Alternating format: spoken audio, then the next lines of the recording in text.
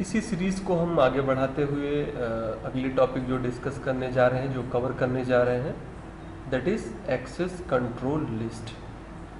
So first we should know what is access control list. The access control list is a kind of security feature, is a kind of controlling feature, is a kind of things जो हमको traffic filtering करने के लिए, traffic identify करने के लिए, in fact log भी रखने के लिए, मॉनिटर करने के लिए भी हम यूज़ कर सकते हैं. तो सबसे पहले इसका एक छोटा सा हम डेमो लेते हैं कि ये ट्रैफिक फिल्टर का काम क्या है, क्यों हम यूज़ करते हैं, एंड देन आफ्टर हम उसके टेक्निकल डिटेल पे डिस्कस करेंगे. जैसे यहाँ पे हम पेंट में देखें तो यहाँ पे हमने टोपोलॉजी छोटा सा बनाया है. हम कंसीडर करते हैं कि हमारे पास एक यूज़र है, कंप्यूटर है C3, और हमको ये नीड है कि C3 नाम का जो कंप्यूटर है वो इस वेब सर्वर से कोई पेज एक्सेस ना कर पाए, या फिर हमारी प्रिंट सर्वर से प्रिंट आउट ना निकाल. साथ ही साथ आप चाहते हो कि ये C3 इसका टेलनेट ना ले पाए, या इस कंप्यूटर का रिमोट डेस्कटॉप ना ले पाए सिक्योरिटी रीज़न से. आप कई जगहों पे ACL अप्लाई कर सकते हो कि जैसा अभी पिछले वीडियो में हमने नेट के लिए देखा, net address translation, network address translation के लिए, वहाँ पर भी ये चीज़ यूज़ हुई थी. तो आप चाहते हो कि सपोज दैट ये राउटर का ये इंटरफेस जा रहा है, ISP से कनेक्टेड है, तो आप ACL से ये भी आप कह सकते हो कि इस नेटवर्क को मैं इंटरनेट एक्सेस कराना चाहता हूँ, या सिर्फ इस नेटवर्क को एक्सेस कराना चाहता हूँ, या सिर्फ इस नेटवर्क को, या इस नेटवर्क को, ये भी आप करा सकते हो. तो पूरी ट्रैफिक को आप ब्लॉक कर सकते हो, फिल्टर कर सकते हो, कंट्रोल कर सकते हो, अलाउ कर सकते हो, डिनाई कर सकते हो. न सिर्फ प्रिंट आउट, न सिर्फ वेब सर्वर, न सिर्फ टेलनेट, न सिर्फ पिंग, बल्कि कई चीज़ें ऑलमोस्ट अपने नेटवर्क में होने वाली मोस्ट ऑफ चीज़ें आप यहीं से कंट्रोल ACL के थ्रू कंट्रोल कर सकते हो. ओके, तो ये बेसिक काम होता है हमारे एक्सेस कंट्रोल लिस्ट या ACL का. टेक्निकली और हम आगे बढ़ते हैं, थोड़ा सा डिटेल चलते हैं. सो एक्सेस लिस्ट में बी डिनाई और मे बी परमिट, और it may be also content a log. ये आपका डिनाई कर सकता है, आपको परमिट कर सकता है, इनफैक्ट आपको लॉग भी रख सकता है कि परमिट किया गया, कितने पैकेट गए, कितने पैकेट नहीं गए, एक लॉग भी रख सकता है. तो कई जगहों पे आप ये यूज़ होता है. आप क्वालिटी ऑफ सर्विसेज के लिए यूज़ कर सकते हो, आप VPN के लिए यूज़ कर सकते हो, आप डिनाई के लिए यूज़ कर सकते हो, आप अलाउ के लिए यूज़ कर सकते हो. ढेरों चीज़ें यहाँ पे होती हैं जिसे हम एक्सेस लिस्ट को यूज़ करते हैं. सो होपफुली एक्सेस लिस्ट के बारे में बेसिक आपने समझा.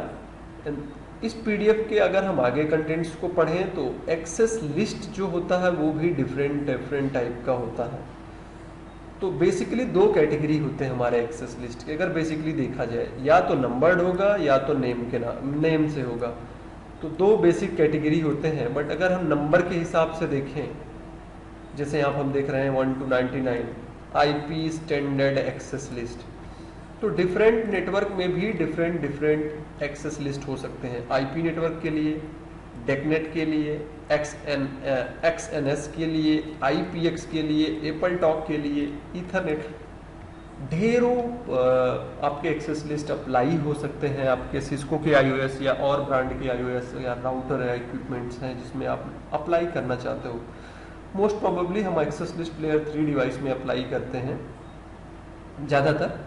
ओके, सो आई होप कि एज पर CCN ने आपको यहाँ पे डिस्कस करनी है, आपको जो अंडरस्टैंड करनी हो वो IP एक्सटेंडेड और स्टैंडर्ड के बारे में. तो IP जो स्टार्टिंग में बना IP के लिए ACL वो स्टैंडर्ड कहलाता था, जो सिर्फ और सोर्स बेसिस पे, अभी हम जानेंगे क्या क्या इसमें अंतर था, जिस सोर्स IP एड्रेस के बेसिस पे डिसीजन लेता था. लेटर हमारे पास एक्सटेंडेड बना. एक्सटेंडेड की रेंज जो हुआ 100, नंबर की बात कर रहे हैं यहाँ पे, 100 to 199, जिसको एक्सटेंड किया गया था. इसमें फीचर और थे, अब कई बेसिस पे डिसीजन लिया जाता था. Source port address, destination port address, source IP address, destination IP address, network type and so on. कई चीज़ों के बेसिस पे एक्सटेंडेड में काफ़ी फ्लेक्सिबल था। तो मैं अभी सभी चीज़ों पे डिस्कस तो नहीं करूँगा, क्योंकि जैसा कि हमने कहा CCNA के लिए हम यहाँ पे ये वीडियो अपलोड कर रहे हैं, आज इस वीडियो के बारे में डिस्कस कर रहे हैं। तो उसी तरह आपका चाहे स्टैंडर्ड हो, चाहे बाद में स्टैंडर्ड की वैल्यू भी बढ़ाई गई। अगर हम यहाँ पे देखें तो स्टैंडर्ड की वैल्यू देयर मस्ट बी 1300 से 1999 तक उसको और एक्सपेंड किया गया, और भी एक्सटेंड किया। उसी तरह एक्सटेंडेड को जैसे हमने कहा कि यहाँ पे मैक्सिमम आप 99 कंडीशन लगा सकते हो किसी राउटर पे, या मैक्सिमम ACL जो स्टैंडर्ड आप बनाना चाहते हो 99 बना सकते हो, 1 to 99। उसी तरह एक्सटेंडेड में सिर्फ 99। तो इसकी रेंज और बढ़ा दी गई बाद में। तो यहाँ तक भी आप एक्सेस लिस्ट बना सकते हो। बट आगे हम बात करेंगे, डिस्कस करें अगर इसी चीज़ को, तो आपका चाहे स्टैंडर्ड हो चाहे एक्सटेंडेड हो, उसे आप नाम से भी डिफाइन कर सकते हो, राइट। और एज पर माय नॉलेज आप नेम के हिसाब से अनलिमिटेड चाहे स्टैंडर्ड बनाओ चाहे एक्सटेंडेड बनाओ, क्योंकि अब नंबर तो रहे नहीं गया, तो लिमिटलेस होता है। हम वर्चुअली ये देखें तो अगर आप स्टैंडर्ड ही नेम से बना दिया, एक्सटेंडेड ही नेम से बना दिया, तो ये स्पेशली आइडेंटिफायर होता है। हम कह सकते हैं किसी ACL का जो आइडेंटिफायर होता है वो या तो नेम से आइडेंटिफाई किया जा सकता है या तो नंबर से आइडेंटिफाई किया जा सकता है। अब ACL में एक नई चीज आती है, wildcard mask. By the way हमने वाइल्ड कार्ड मास्क के बारे में डिस्कस किया है, लेकिन होपफुली मैं थोड़ा सा मुझे बताना ही चाहिए कि access list wildcard mask क्या होता है। वाइल्ड कार्ड मास्क बेसिकली ये डिफाइन करता है कि किसको आप जाने देना चाहते हो, किसको आप नहीं जाने देना चाहते हो। आप ये कह सकते हो स्पेसिफाई करता है पर्टिकुलर नेटवर्क को, पर्टिकुलर होस्ट को, पर्टिकुलर ट्रैफिक को। तो एक्सेस लिस्ट हमारा वाइल्ड कार्ड मास्क के साथ मिलके किसी ट्रैफिक को फिल्टर करना, प्रोटेक्ट करना, सिक्योरिटी देना, हमारा वाइल्ड कार्ड मास्क की बहुत बड़ा यहाँ पे काम होता है। वाइल्ड कार्ड मास्क का वाइल्ड कार्ड मास्क कुछ स्पेशल नहीं होता है, अपने मास्क सबनेट मास्क का ठीक उल्टा होता है। अगर जैसे हम कहते हैं सबनेट मास्क आपके क्लास B का है .0.0, तो एक्सेस लिस्ट ये बनेगा, अगर हम वाइल्ड कार्ड मास्क की बात करें तो वो बनेगा 0.0.255.255। इसके लिए बाय द वे एक फॉर्मूला होता है। आपका जो भी सबनेटिंग किया या सबनेटिंग नहीं किया या नॉर्मल है, आप 255.255.255.255 में जो भी आपका सबनेट मास्क है उसको घटा लो। जैसे हम कहते हैं आपका A क्लास का है तो 0.0.0.0 ये सबनेट मास्क बनेगा डिफॉल्ट। इसको आप माइनस करोगे तो आपको वैल्यू मिलेगी 0.255.255.255। उसी तरह अगर आपने सबनेटिंग किया है उस केस में भी आप 255.255.255 में से माइनस कर लो, और जो वैल्यू बचती है वो हेल्प करती है ट्रैफिक को पर्टिकुलर आइडेंटिफाई करने के लिए कि कौन से हमारे होस्ट को नहीं जाने देना है, कौन से होस्ट को जाने देना है। ओके, इसके बारे में हम डिस्कस करेंगे और डीप में। साथ ही साथ मैं स्टैंडर्ड एक्सेस लिस्ट स्पेशली एक चीज़ हमें एक्सेस लिस्ट में और चीज़ मेरे को बतानी थी कि आप एक्सेस लिस्ट आप डायनेमिक बेसिक पे भी लगा सकते हो। एक्सेस लिस्ट से आप लॉगिंग की इंफॉर्मेशन भी रख सकते हो कि कितने पैकेट्स हमारे कहाँ पे गए, है ना। जैसे यहाँ पे देखें एक्सेस लिस्ट 101 परमिट TCP ये होस्ट इसके लिए इक्वल टू 80 और लॉग रखे, यानी वेब पेजेस जो खोल रहा है ये होस्ट ये वेब पेज जो भी खोलेगा उसका लॉग रखे, राइट। तो आप लॉग भी इनेबल कर सकते हो। ICMP access list, time basis पे टेलनेट एक्सेस लिस्ट, ओके, और डायनेमिक नेम एक्सेस लिस्ट जैसे हमने पढ़ा। हमारा IP एक्सेस लिस्ट की ही बात करें तो हमारे पास टाइम बेसिस पे ही होता है। हम उसको ये भी स्पेसिफाई कर सकते हैं टाइम बेसिस पे। हम डायनेमिकली कहते हैं कि हम डायनेमिक एक्सेस पॉइंट भी लगा सकते हैं जो कई और क्राइटेरिया पे डिसीजन लेगा। डिसीजन कैसे कैसे ले सकता है, जैसे एक छोटा सा एग्जांपल हम यहाँ पे लेंगे हम चाहते हैं कि हमारे ट्रैफिक में कोई भी बंदा अगर वाइड एरिया नेटवर्क या इंटरनेट को एक्सेस करने की कोशिश कर रहा है तो उसको यूज़र नेम और पासवर्ड से ऑथेंटिकेशन करना होगा, या वो सुबह के 12 बजे, सुबह के 8 बजे से लेकर शाम को 6 बजे तक ही सिर्फ इंटरनेट एक्सेस कर पाए। तो ये चीज़ें भी हम डिफाइन कर सकते हैं। By the way CCNA level की हम बात करें तो थोड़ा सा हाई हो जाएगा, इस वजह से मैं इसमें आप टाइम डिफाइन कर सकते हो, जैसा कि स्टेटमेंट आप देख रहे हो। तो वो चीज़ों को मैं अभी दूर रखता हूँ, और as we go through practical हम उसको और अच्छे से समझ पाएंगे। दो चीज़ें यहाँ पे और थी, टेलनेट एक्सेस लिस्ट।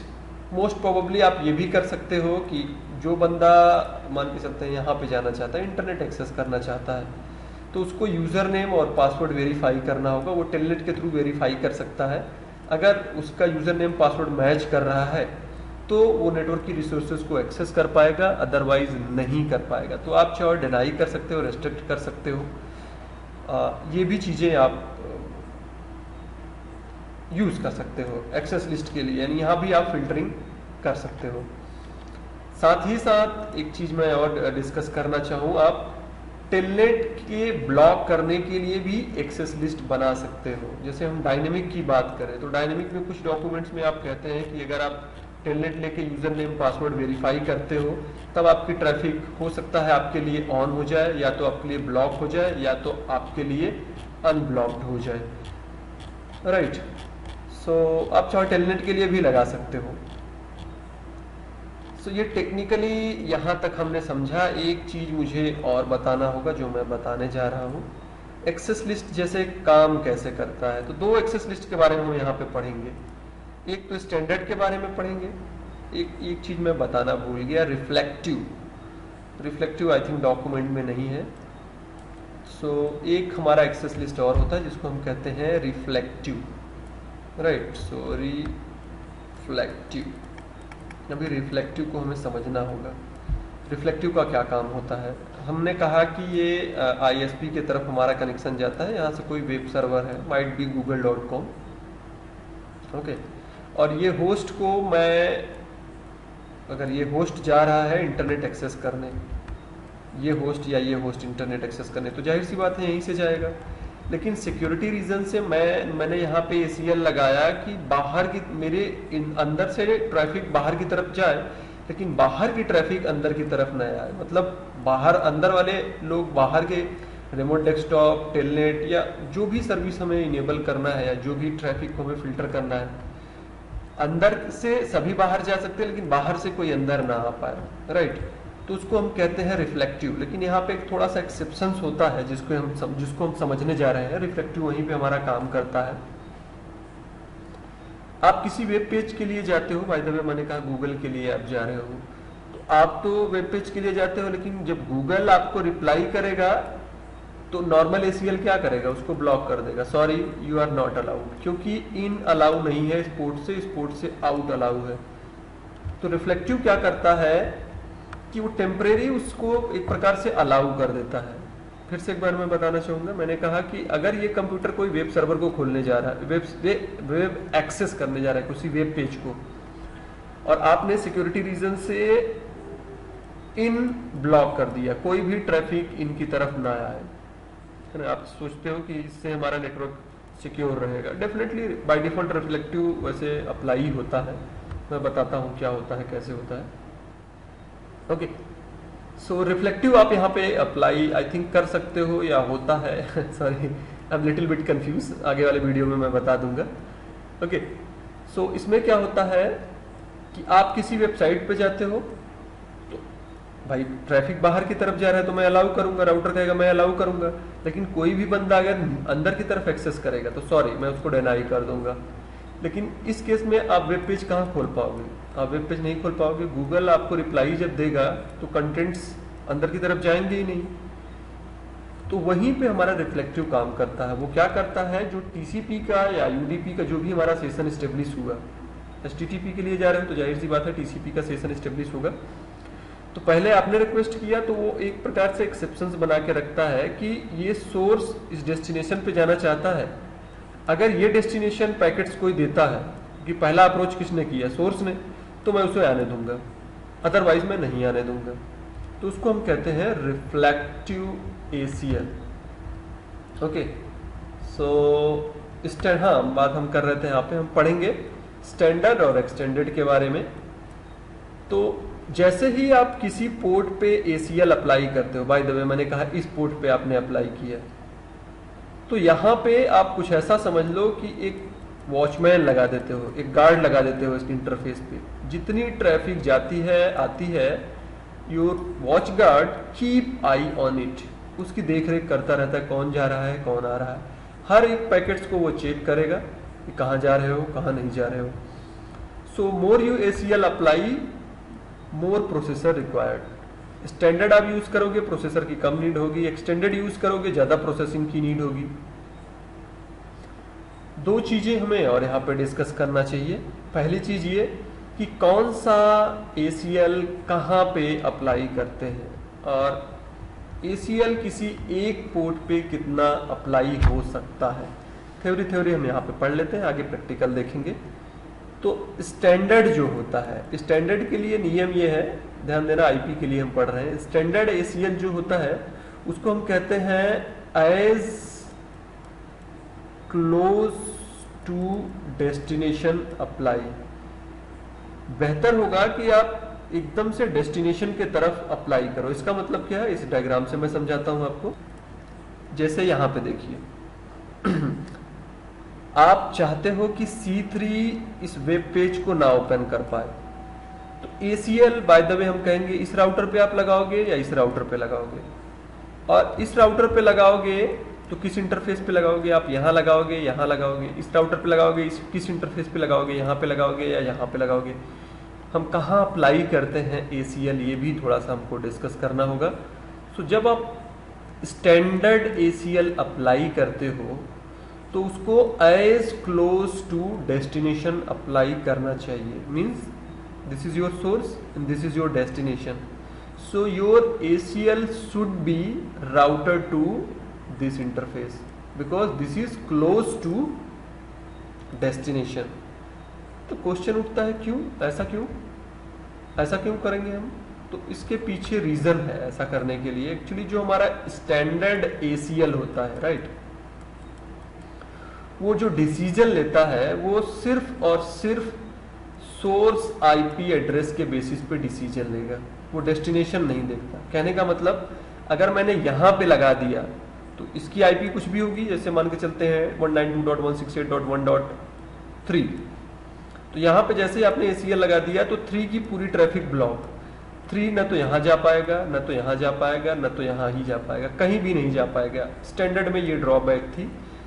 साथ ही साथ अगर हम बात करें तो अगर हम चाहते हैं कि क्या C3 यहाँ पे न जा पाए, राइट, तो हमने लगा दिया एज क्लोज टू डेस्टिनेशन, तो C3 तो इस सर्वर पे नहीं पहुंच पाएगा। इनफैक्ट ये सर्वर भी C3 के पास नहीं पहुंच पाएगा। ये भी ड्रॉबैक ने प्रैक्टिकली देखा। तो दोनों तरफ की ट्रैफिक को ब्लॉक कर देता है स्टैंडर्ड। लेकिन डॉक्यूमेंट्स में हम ये कहते हैं कि ये हमारे सोर्स IP एड्रेस बेसिस पे डिसीजन लेता है, बट हम प्रैक्टिकल करके उसको दिखाएंगे कि कैसे होता है। ओके, तो पहली चीज हमने जाना स्टैंडर्ड जो होता है उसको एज क्लोज टू डेस्टिनेशन लगाएंगे, जबकि एक्सटेंडेड जो होता है उसको as close to source apply करते हैं। This is your source, this is your destination. अगर हमने एक्सटेंडेड लगाया तो एज क्लोज टू सोर्स लगाते हैं। एज क्लोज टू सोर्स क्यों लगाते हैं? हम चाहते हैं कि ये किसी का वेब पेज ना ओपन कर पाए।